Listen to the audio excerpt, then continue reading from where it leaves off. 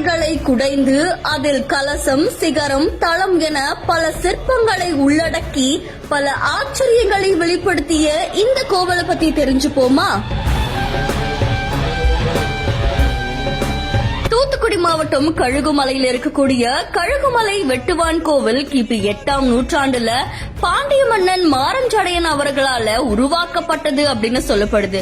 இந்த கழுகுமலை கோவிலுக்கு அரைமலை அப்படின்ற இன்னொரு பெயரும் இருக்கு. கழுகுமலையுடைய கிழக்கு பக்கத்துல தான் இந்த வெட்டுவான் கோவில் அமைஞ்சிருக்காம். பொதுவா கட்டிடங்களை கட்டும் போது முதல் அஸ்திவாரம் போட்டு அதுக்கு மேல கீழே இருந்துதான் மேலாக்க ஒரு கட்டிடத்தை கட்டுவாங்க. ஆனா இந்த கழுகுமலையில இருக்கக்கூடிய வெட்டுவான் கோவில மேல இருந்து கீழ்பக்கமா உருவாக்கி இருக்காங்க. அஸ்திவாரம் எதுவுமே இல்லாம பாறைகளை பா வடிவத்துல, அதாவது 7.50 மீட்டர் ஆழத்துக்கு சதுரமா வெட்டி எடுத்து அதோடைய நடுப்பகுதியை கலசமா வச்சு அதுக்கப்புறம் சிகரம், தளம்,